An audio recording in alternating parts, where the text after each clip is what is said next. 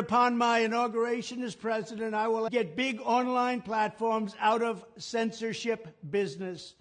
From now on, digital platforms should only qualify for immunity protection under Section 230 if they meet high standards of neutrality, transparency, fairness, and non-discrimination, dramatically curtailing their power to arbitrarily restrict lawful speech.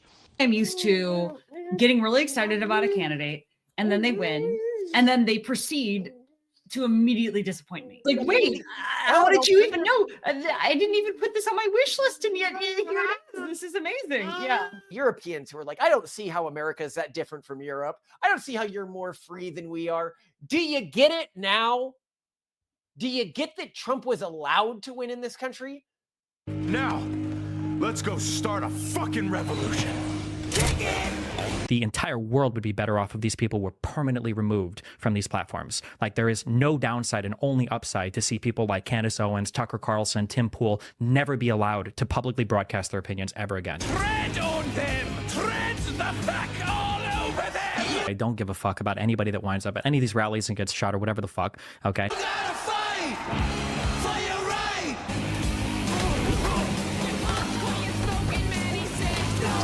Is free speech under threat in the UK with the rise of so-called non-crime hate incidents, arrests over grossly offensive memes, and the government's online safety bill threatening to clamp down on social media posts? Can you really speak your mind in 21st century Britain?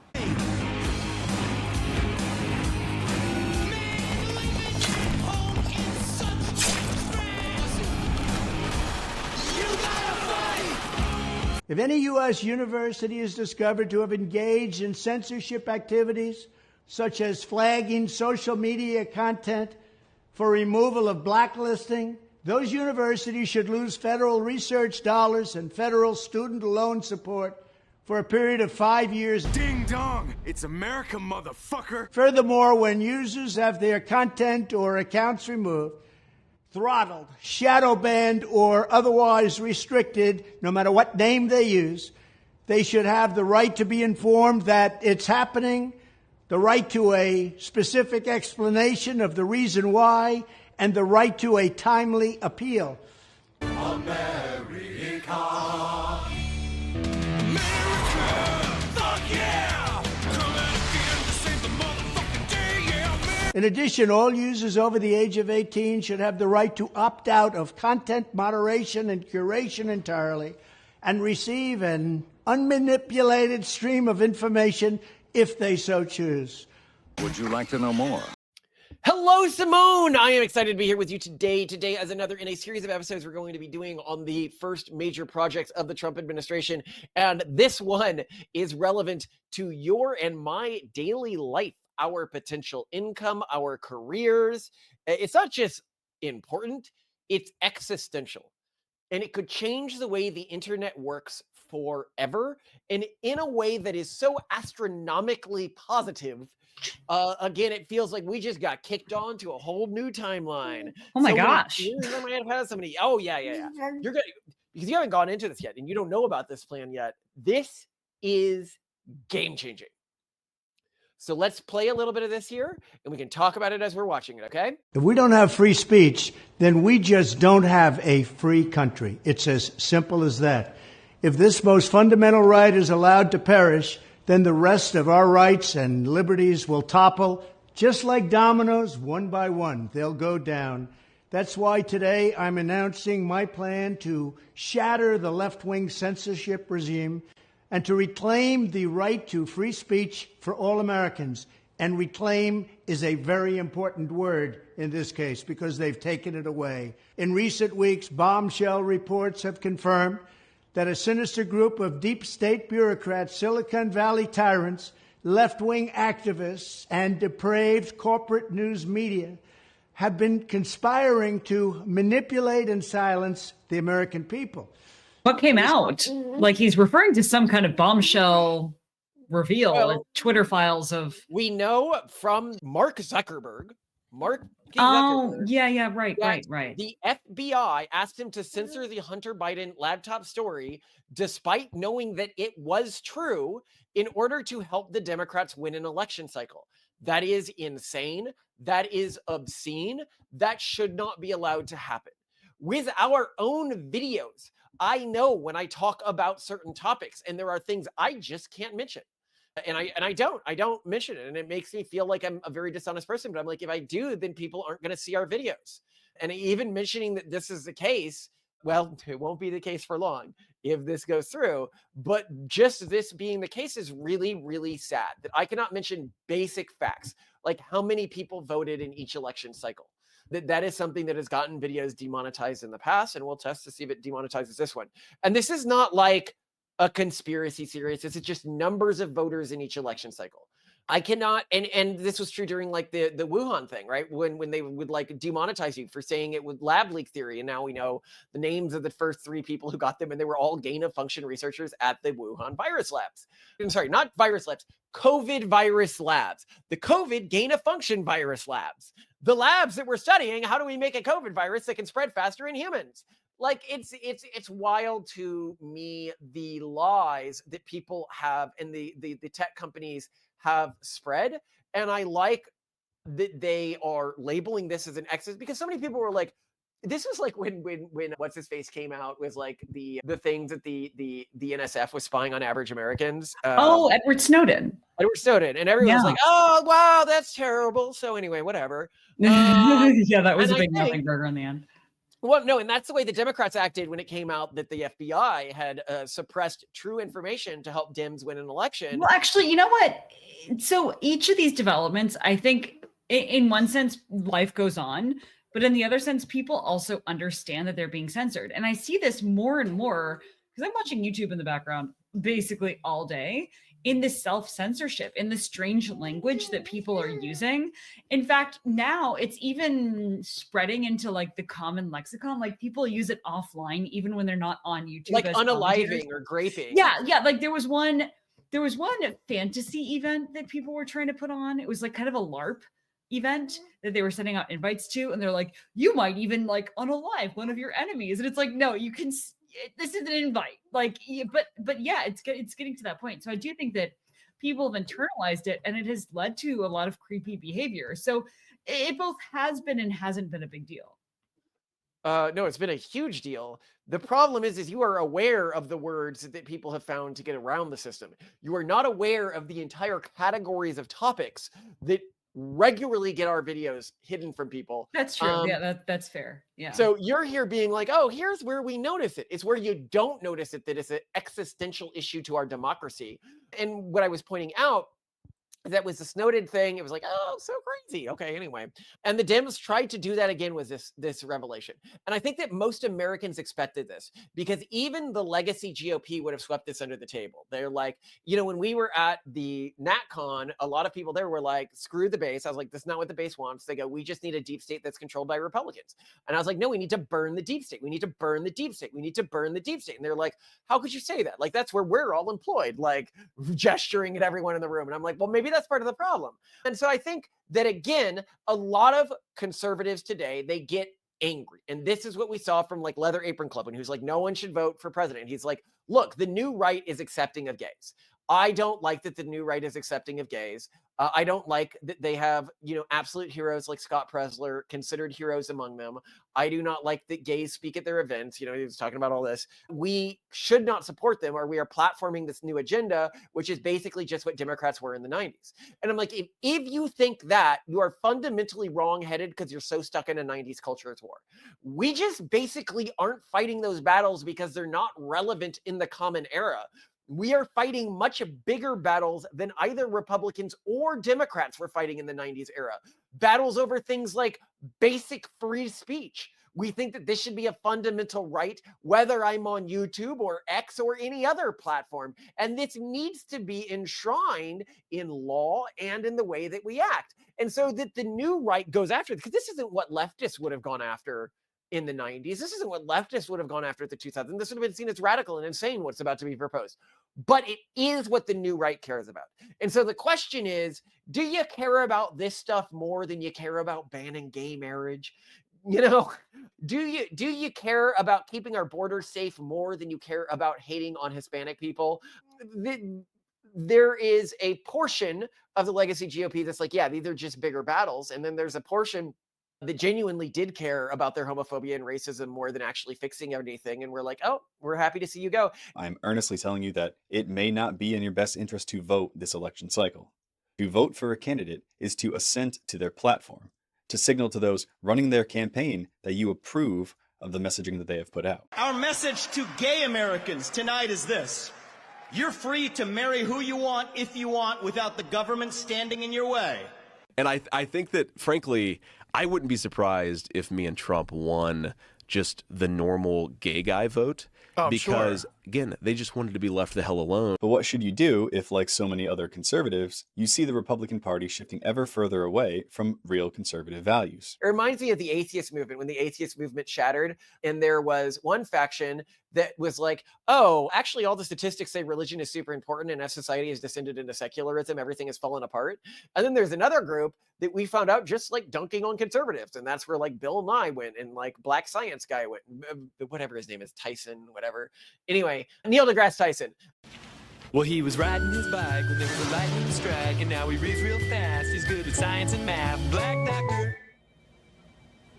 I'm going to go out on a limb here. Where exactly did he get the bike? He stole it. Right, that's what I thought. And what we learned is that they never actually cared about what was true. They weren't partnered with us because they wanted to make things better for people. They were partnered with us because they liked dunking on a specific subpopulation. For them, it was conservatives. And I think what many conservatives are realizing now is there was a faction, small faction of the party that turns out wasn't relevant to winning elections, that really just like dunking on gay people and racial minorities, and they're gone now. So hooray! Watch our video where we go over like every major influencer in the space, and all of them were like, none of my followers vote. And people were like, oh, it was just staging. It wasn't just staging. Leather Apron Club released this video right before the election happened, okay? Not with enough time for Democrats to feel comforted by it. And due to the YouTube algorithm, it was mostly seen by his base, who he would have known are Republican legacy voters. And I think that through that, he created a mandate, and the other people who, you know, went this direction created a mandate for the party to not listen to their types of voices. And this, if you don't attack gays, we're not going to support you anymore. Those people didn't vote, so they're not relevant anymore. But let's continue with all of this craziness. So I'm going to play some more video here. They have collaborated to suppress vital information on everything from elections to public health. The censorship cartel must be dismantled and destroyed, and it must happen immediately. And here's my plan. First, within hours of my inauguration, I will sign an executive order banning any federal department or agency from colluding with any organization, business, or person to censor, limit, categorize, or impede the lawful speech of American citizens. I will then ban federal money from being used to label domestic speech as mis- or disinformation. And I will begin the process of identifying and firing every federal bureaucrat who has engaged in domestic censorship, directly or indirectly, whether they are the Department of Homeland Security, the Department of Health, Human Services, the FBI, the DOJ, no matter who they are. I guess it's sad that it has to be done. Like, how did we get here where we have to be like, we're gonna have to fire the people who, you know, we shouldn't be. We're manipulating elections. Yeah. Yeah. Like, how did that happen in the first place? But no, I think that this is really important, and I'm glad that there's going to be consequences for this. And I think we don't just need to fire them; we need to fire them and say why they're being fired. Well, yeah, I want to be public about firing them, and I want to be really public about, you know, what has happened and what we're doing about it. I think I've heard some people commenting on their hope for the Twitter files, but for various government departments, like what actually happened with COVID, what's actually going on with all these different things. Like just release the information. I mean, one, the government should be transparent and public about these things anyway, unless it's top secret stuff that's going to get spies killed. Then it should be 100% transparent and available for people. We have the technology, we have the ability, and honestly, the accountability would make everything work more smoothly. So, here's what I think a lot of government officials didn't realize, and if we get in the Trump administration, this is something I want to work on implementing if we can, is do mass scrapes of government data into AI to find all evidence of collusion and wrongdoing, because I think a lot of people thought there was just too much information to sort through. And with AI, that's no longer the case. I mean, maybe, except what I will say is among the most effective people at knowing to keep things offline are the government people. They know to meet in person. They know to do it offline, no paper trail, etc. They're among the very, very, very best. We can look for unusual patterns, which is what AI is very good at doing. Yes, you absolutely can. You can look for connections and social graphs and things like that. I would just say that isn't going to be as exciting as it would be, for example. I disagree, and here's why I disagree. Because we got the Hillary Clinton email leaks, and this is supposed to be, they talk in coded language, but it's very obvious that it's coded language when it's coded language. We can't talk about that, because if we talk about pizza-related maps, I don't know what's going to happen. Yeah, I don't know what's going to happen, but I can tell you they definitely weren't looking for a pizza-related map, because that's not a real thing. Are you kidding me? Haven't you seen? No, sorry. This is where like all of my walls broke down, is when they were talking about pizza-related maps on a napkin. That would have been an amazing Halloween costume. Is like some kind of explorer with like a giant like pizza-related map, like an actual one, and like you're actually your Halloween costume is you are a PDA file, but it turns out that like. Sorry, I remember seeing that, and I was like, wait, even if we're going to say this isn't what, and I don't think it's what the conspiracy theorists thought it was, we need to at least admit that the Clinton campaign had admitted an obviously coded language was released in the emails. Why is nobody asking follow-up questions to this? Even if we admit that, okay, yeah, the cheese bread related date and all that is wrong, all that's nonsense. Why were they emailing a party about a pizza-related nap on a napkin? For those who don't know what we're talking about here, in the email leaks that were confirmed to be actual leaked emails, even by the campaign, there is a quote where one person is asking another person, "The realtor found a handkerchief. I think it has a map that seemed pizza related. Is it yours? They can send it to you if you want. I know you're busy, so feel free not to respond if it's not yours or you don't want it."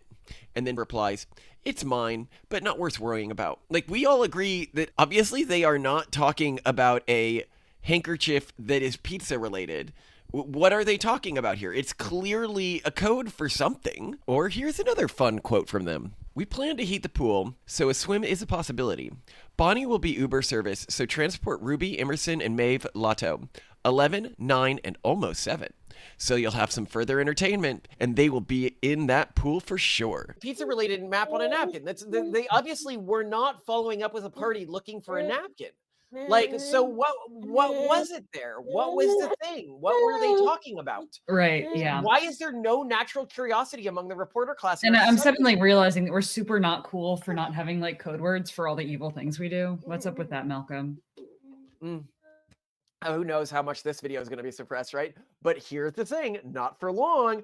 But, the other thing I wanted to talk about, this being mentioned here, is to have an order banning federal departments and agencies from colluding with any organization, business, or person to censor, limit, categorize, or impede the lawful speech of American citizens.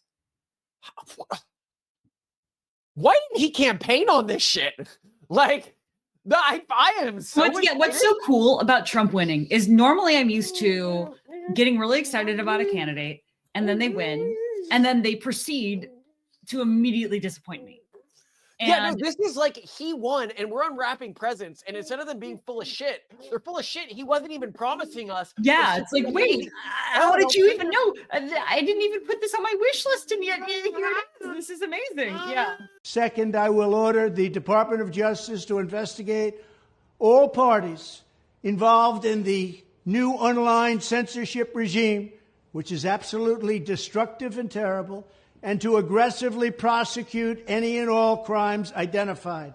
These include possible violations of federal civil rights law, campaign finance laws, federal election law, securities law, and antitrust laws, the Hatch Act, and a host of other potential criminal, civil, regulatory, and constitutional offenses. To assist in these efforts, I am urging House Republicans to immediately send preservation letters, and we have to do this right now, to the Biden administration, the Biden campaign, and every Silicon Valley tech giant, ordering them not to destroy evidence of censorship. Okay, so damn. All right, this isn't just, hey, we're gonna tamp down on this. He's out to punish. He's out to punish people. Oh yeah, I love the spurious lawsuits they hit him with for not labeling his prostitute payments as prostitute payments. They got him with a felony for this, and they're actually doing nefarious shit, and they felt safe. And I am so glad all of these Dems being like, oh, he's going to hit us with these spurious lawsuits. No. They weren't afraid of spurious lawsuits. They knew they were doing shady things. And now they're going to get hit with real lawsuits for all the real naughties that they did. And I am so excited for people who did bad things to finally be punished. And we just have to make sure all this goes through. We need to make sure this government operates efficiently. The machine, if we don't stop the machine now, if they win next time, is going to take over. Our world, our civilization is so close to being subsumed. We have a chance to recreate a great America, a real great America. I'm so excited for that. And for the people who don't know what he's talking about with these preservation letters, it's basically letters saying that you can't delete things or it's like super illegal. And this can be a huge problem for them because if they delete them and then the government goes to Google and they find them on their servers and stuff, it's not going to look good. Yeah. Yeah. That's again why I actually think the government people are really good about this. They're among the first people that I learned from the whole call me. Like they're, those people you've met where every time you email them about something, they're like, call me, or like, let's meet in person. And that those people almost invariably have worked with the government or have been involved with the government in some way, which is really funny. Well, what if AI can go through phone records now? I'm just saying, I'm going to have a lot of fun with all the nefariousness that they've done if we have confidence. I do. Well, yeah. I mean, this indicates to me that we do have a shot at this Twitter file for everything that's been going on in the government. And I'd love for that. I want it to all come out. Maybe. I think this is a sign that we are... Whatever. Third, upon my inauguration as president, I will ask Congress to send a bill to my desk revising Section 230 to get big online platforms out of censorship business. From now on, digital platforms should only qualify for immunity protection under Section 230 if they meet high standards of neutrality, transparency, fairness, and non-discrimination. We should require these platforms to increase their efforts to take down unlawful content such as child exploitation and promoting terrorism, while dramatically curtailing their power to arbitrarily restrict lawful speech. Don't you love this? Because this is what everyone's going to say. They're going to say, well, what if people use this for like negative things? And he's like, no, child exploitation and promoting terrorism. Those are the two categories where we will clamp down. And I think they need to be very clear about promoting terrorism, because people will try to claim, because they'll redefine like everything the right's doing is it's terrorism to misgender someone. It's terrorism to, that's exactly the direction they're going to go. So if we get in the administration, we're going to work really hard to make sure that the language is super clear on this. But I love this. This is transformational. It's something that Democrats and Republicans should be able to get behind, but many Democrats won't, because they know that the system benefits them. They know that they have been colluding. They know all the evil done by their party. But I think enough of them will that we can get this through the House and the Senate, even if we have a few defectors, which is so exciting that this is happening. And keep in mind how much this would change our YouTube channel, our daily life, because every day with this YouTube channel, I expect the next day to wake up and have the channel banned. That's our life, right? Like, I can try to grow an audience on Rumble, but it's basically impossible. I can try and grow an audience on Substack, where we post full videos. You can see the full videos, and often less censored versions of them on Substack. But I know that's not going to happen, right? If you want to sign up for a Substack, you'll get an email every day when the video goes live, and before it goes live on YouTube, by the way. But is anything going to come of this? No. I'm not going to be able to build up anything. YouTube is the algorithm. YouTube gets us in front of people, right? Everything else is an indulgent shit post, basically, which is why we edit everything with the assumption that people are going to be watching it visually. Oh, wow, she has got you hard. You got a fighter there. But this would be transformational to your and my job, career, and life. I've always been really concerned about free speech on the internet and the extent to which companies are sort of forced to quash free speech. I do still think that we're going to see a certain amount of censorship based on people's fears around advertisers. But I think no. This makes that illegal. Oh, am I not getting this right? Oh, yes, you're misunderstanding. This makes it illegal for a company to say, I am censoring stuff based on advertisers. Oh, even advertisers. Okay, wow. Yeah, I guess I hadn't processed that. You can only censor two categories: things that put children in danger and things that promote terrorism. I mean, there will be ways around that, because money's money. Like, a business that gets put out of business. I disagree. First of all, the whole advertiser thing was always fake. It was always fake with companies that had been captured by the woke virus, trying to force the virus into new environments and protect the virus from the burning light of truth. And so what they would do is they would force these other organizations. This is why, hold on, I'll give you an example. Elon buys Twitter, right? And turns it into X. Disney leaves because they're all like, oh, you're not censoring people enough. You know, they recently came back. Yeah, they completely capitulated on that. They weren't leaving for business reasons. They were leaving to enforce their cultural values. Oh, that's interesting. Wow. Okay. Yeah. And keep in mind, well, and I guess advertisers won't leave in the future if they know that wouldn't work anyway. So they'll just be where the people are. Yeah, there's a lot of companies today that are not interested in maximizing their profits. They're interested in enforcing an ideological value set because they have been captured, like the cordyceps virus or fungus, by this self-replicating mimetic set that only cares about protecting and replicating itself. And that won't be allowed anymore. That is what is being made illegal here. Can you imagine? By the way, Europeans who are like, I don't see how America is that different from Europe. I don't see how you're more free than we are. Do you get it now? Ding dong, it's America, motherfucker. Do you get that Trump was allowed to win in this country? Oh yeah, they tried to kill him a few times, but he had old Shinzo Abe protecting him. And they're witches and their spells. There's a great posts that are like, we on our Wiccan, we're trying to post spells on him, but he seems to have some protective force field around him that's protecting him from our magic. And there's all these Shinzo Abe things. And that's the reality, is we have divine protection because we will save this civilization, where all of you bureaucrats and all these Europeans, right? They watch our show and they're like, why are you so anti-German? Why are you so anti? Because you capitulated. You allowed your countries to fall. Why are we so anti-French? Because of what you have descended into. Okay?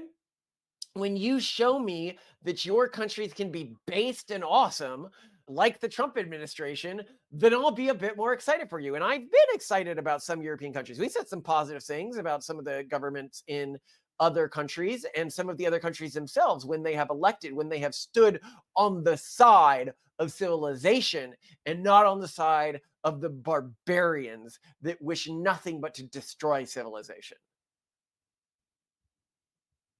Anyway, sorry if I'm offensive there. I'm a little bit of a patriot myself. America, fuck yeah! Coming again to save the motherfucking day, yeah, America, fuck yeah! Freedom is the only way, yeah. Fourth, we need to break up the entire toxic censorship industry that has arisen under the false guise of tackling so-called mis- and disinformation. The federal government should immediately stop funding all nonprofits and academic programs that support this authoritarian project. If any U.S. university is discovered to have engaged in censorship activities or election interferences in the past, such as flagging social media content for removal of blacklisting, those universities should lose federal research dollars and federal student loan support for a period of 5 years and maybe more. We should also enact new laws laying out clear criminal penalties for federal bureaucrats who partner with private entities to do an end run around the Constitution and deprive Americans of their First, Fourth, and Fifth Amendment rights. In other words, deprive them of their vote. And once you lose those elections, and once you lose your borders like we have, you no longer have a country. Furthermore, to confront the problems of major platforms being infiltrated by legions of former deep staters and intelligence officials, there should be a 7-year cooling-off period before any employee of the FBI, CIA, NSA, DNI, DHS, or DOD is allowed to take a job at a company possessing vast quantities of U.S. user data. I absolutely love this concept of a digital bill of rights. There's something so scary and empty when you get disempowered by a system and there's just absolutely nothing you can do. Like, oh, sorry, like your account has been completely locked. And this isn't just with regard to censorship. I think this is also with regard to like your data. Like all of your photos are shared on some platform and suddenly they just decide that they're going to shut you down. I think that there do need to be better citizen rights. If you are a social media or data management company domiciled in the US, that you should be subject to giving your users some minimal rights. I mean, I'm really against regulation, and the EU has gone way overboard with this. But when it comes to like just literally saying, you know, you can't even like export your data after all this is pretty messed up. Well, one, come on, don't you love that all of these academic programs and all of these academic systems that have been, because the university systems have become the priesthood caste, or the at least a certification for priesthood caste of the urban monoculture of this virus, this mimetic virus that's spreading through society. And they have enforced it. They have done quote unquote studies to enforce what's said and stuff like that. And they have had no fear around doing this to people. They have had no fear around censoring the common American citizen for saying normal and what he is doing here is these people who sit around all day, these gender studies people, these fat studies people who don't have to do real research because it's not a real field of study, and come up with ways to enforce the urban monoculture on people who are not of that cultural subsystem.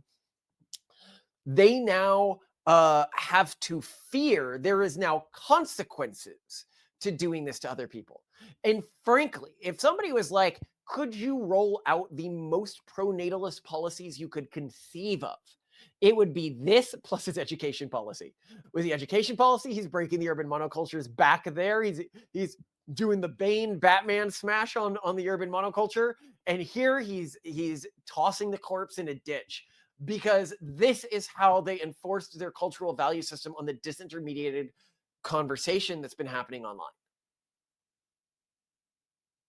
And the level of safety I feel for this country and the future, if this stuff gets enacted, is absolutely enormous. Fifth, the time has finally come for Congress to pass a digital Bill of Rights. This should include a right to digital due process. In other words, government officials should need a court order to take down online content, not send information requests such as the FBI was sending to Twitter.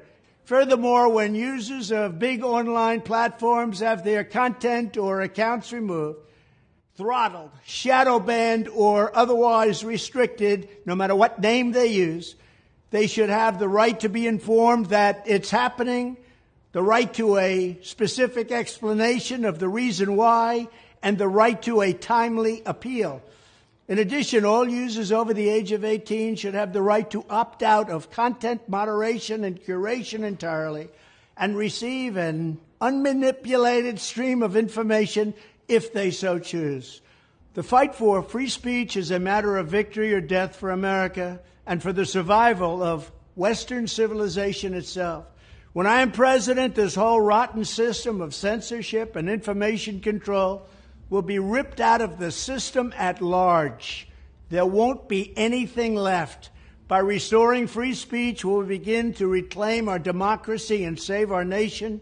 Thank you, and God bless America. To sort of sum things up, what I really love about this is that we may be returning to a time of genuine discourse and letting the best ideas win. So when you go back to like the old university systems, they were all about debate, and often very raucous, very animated, very passionate debate, but in the way that like sports teams compete, right? You know, people would get animated, but there wouldn't be personal attacks. It'd be letting the best ideas win. And the problem with censorship and moderation is that the best ideas can't win. And even worse, really shitty ideas end up in echo chambers where they get shittier and there's no challenging them. And if we return to a system where this is no longer allowed, where dumb ideas aren't shunted to isolated bubbles where they become stronger and fester, but instead are allowed to just be exposed to mainstream ecosystems so they can die out and be challenged, I'm thrilled. And this is great. I mean, it could, I think a lot of people think that unmoderated internets turn to greater and greater extremism. I think a lot of the extremism and polarization that we see as a result of the internet isn't a result of free discourse. It's a result of the very lack thereof. It's a result of the moderation of the isolation and the formation of these siloed bubbles, specifically because there is censorship. Yeah, here what I want to talk about is one, the idea of a digital bill of rights. Why didn't we have this before? This seems like an obvious thing that we should have, given that the digital world is the medium through which we communicate. You cannot have free speech if someone else owns the air and can stop certain words or phrases or ideas for traveling through the air, or can make them a little quieter when they're traveling through the air. And that's what's been happening. That's why we haven't had a real free speech ecosystem for a while. And I think here that the idea of digital due process, that one, the FBI and other organizations like that, if they're demanding something from a company, they need to go through judges. They need to get a court order. They need to get basically a search warrant. Like, that is amazing. Why wasn't that the case before? It's one of these things where it's like so dumb that it wasn't the case before, that just a random person at the FBI could be like, I don't want Trump to win. Okay, yeah, sure. I'm going to call up and get the Hunter Biden laptop story silenced. How did that happen? Our democracy shouldn't work that way. And yet it works that way all over Europe. It works that way all over the United States these days. This is horrifying. Horrifying. And I also am glad that he's putting consequences on the people who are using the government in this way. And then in addition to that, the idea that you cannot be shadow banned without being explained why you were shadow banned and being told that you're shadow banned. But better than that is you have to be told why. I can't tell you all the times YouTube will say one of our videos is ineligible for monetization, and I'll be like, why? Why? I don't know. Like, you've got to tell me where. Why specifically? What word? That was an hour-long video that was mostly about like science or something like that. And you guys don't even know. It's like the most benign stuff that this happens to. Why? Why did you shadow ban me? Why did you block my video? Why aren't people seeing it? And I can't be told it. I always know. Look, it's whatever. It's whatever the video. And what's interesting is it's not like the sexual videos. The sexual videos never get blocked. It's the video. Isn't that weird? Yeah. Where we talk about stuff that you're not supposed to know. Well, yeah, often it seems like the common themes are certain names and certain keywords, right? No, that's not the common theme. I can't even say the common theme. Oh no, really? The common theme is basically how scared you should be of government overreach. Oh, That's the common theme. The common theme is how broken is our system at a fundamental level. Oh boy. And whenever you provide proof of that, you get banned. And that's shocking to me that we've reached this level in our country. And watch the AI ban this one too, because I can tell they're doing it with AI now, and that's a recent switchover they did. It cares about Google's interests over the interests of the watcher. It cares about protecting the urban monoculture from evidence. Yeah. And I think that this is the thing. That's what gets me, is evidence. Presenting evidence is the thing that is most likely to get you banned. That's not good. Yeah. Yeah. So, how do you feel about Trump winning right now? Pretty damn good. Yeah. How do you feel? As you said, I'm so used to people winning, and I unbox it, and it's full of shit. And I hear I'm unboxing it. I'm like, why weren't you telling me this on the campaign trail? Yeah, yeah. Like, and you know why I think he wasn't telling? Because he didn't have the team around him yet. Now he's got Vivek. Now he's got Elon. The new right are not old government deep state people that he's staffing everything with. They are actually new outside Silicon Valley entrepreneurial types. And who did build, who built, built, who fixed. Yeah. They fix things. Yeah. They're about fixing things. Yeah. And I think that that's why. It's because if you were unwrapping the package that the Heritage Foundation had laid, it was like, and we like the Heritage Foundation. They're going to get on board with the new right. I know it. They'll be 100% soon. We work with them to improve, but it was ban pornography, censor women on the internet, you know, like all of this stuff, this like actually like far lefty stuff. If you're in online circles, you know, like Tracer Butt controversy, Stellar Blade controversy. I'm like, why are you being a nanny state? You know, and they're like, what do you mean? Why are we being a nanny state? I thought this was right leaning. And I was like, this shit hasn't been right leaning in 20 years. Like, what are you talking about? You're acting like a blue haired feminist right now. I mean, well, I think, you know, so the people at Heritage, I think I'll get it. I think a lot of it just has to do with organizational inertia. And so that's why I'm not too worried about them. Well, who knows? You know, they might hire us this next time around and we can help vet their stuff for stuff that does not fit the new rights agenda. We'll see. I doubt that, but I wouldn't be surprised, Simone. Organizational inertia. There's a line. So for all of the DC-based think tanks, there is a long line of people, and you have to pay your dues and do your time, and then you get put up through those organizations. And that some organizations are willing to reform faster than others. Like the Heritage Foundation, of all the organizations we talked to, which is actually kind of ironic because they've got all the hate for the Project 2025. We're going to ban pornography. We're going to ban furries. We're going to ban. Anyway, they basically got hit by all of this mindset the hardest when they're actually the most, and I'd actually say, if you're reading Project 2025 and you're like, some of this stuff is really like old school, ultra progressive, like wokey nanny state stuff. The other organizations, the Heritage Foundation is the most open to change. They are the most quickly changing. They are the most likely to be our allies. Where you can they're very agile. They're very smart. They're very pragmatic. With other groups, I won't name the other groups, but they're all big names. Every single one of them has worked in the Heritage Foundation. Yeah. And so what this tells me when I read these plans is that these people aren't in the room when this stuff is happening. And this is why they're complaining about people like Elon giving too much advice to the president. That was a Drudge Report recently. They're like, Elon, like staffers tell us that Elon's like a bad guest staying at Mar-a-Lago too long. I think what's happening is Elon is doing demon mode on the transition, which is what he does. He does sprints. He goes in and he goes super, super high focus on stuff because that's how he fixes problems. He doesn't go slow. He doesn't. And this is honestly very appropriate. This kind of focus, hyper focus, and like basically pit bull biting stuff until they're fixed is the way to go during a governmental transition because these initial days are so essential. Yeah, I agree 100%. I think our country and the world owes him a great debt. And for people who want to attack Elon, you can shut the fuck up. I don't think anyone is. I guess you're saying he's getting a lot of hate, but like no, people always, whenever you say nice things about Elon, there's this like sewer there are class people who don't like him. Oh yeah, even in our comments, despite like his track record of shot calling and just making the impossible happen. Well, don't you know he didn't really found those companies? And I'm like, bitch, do you have any idea how hard it is to grow a company? When he came into these companies, they were often nothing burger. Yeah, founding companies is a little alarmingly easy. It's dealing with them after they're founded that's really freaking hard. It's and they're like, he scaling didn't them. develop this technology. It's like, yeah, he hired the people and bought the companies that developed this technology. That's so really many hard. other people could have done that. Like, do you not like at a fundamental level understand how like money works or entrepreneur? Or they'll say, oh, he got it all through government contracts. Good. Most major companies make a ton of money through government contracts. It doesn't mean that his founders don't know what they're doing.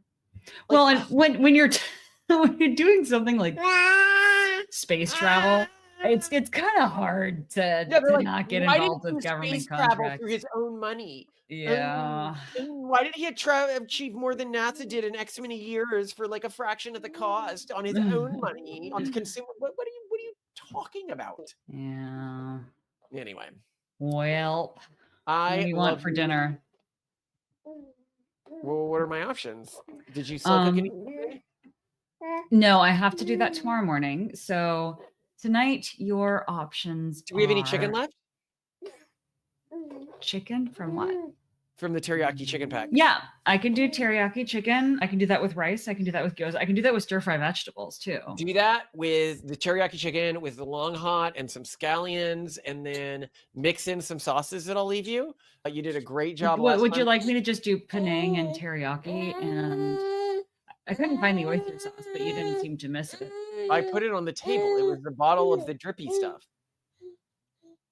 There's a bottle in the middle of the table. Oh, okay. Well, I mean, you'd put out the other stuff, but I put a bucket of penang next to a bottle with something black and drippy. That's oyster Did you? sauce.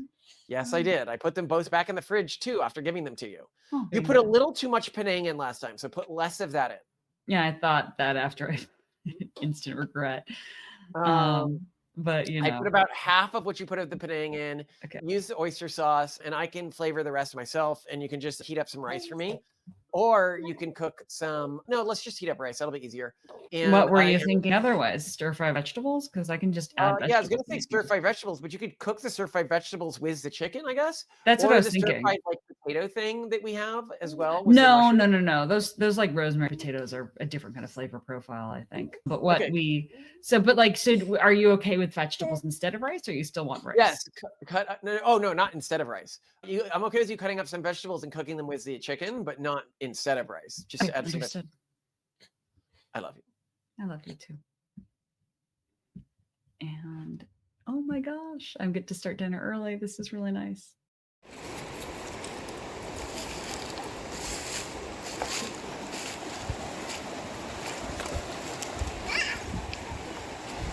What are you doing? Octavian, what is up? Are you fishing? Are you a good fisherman?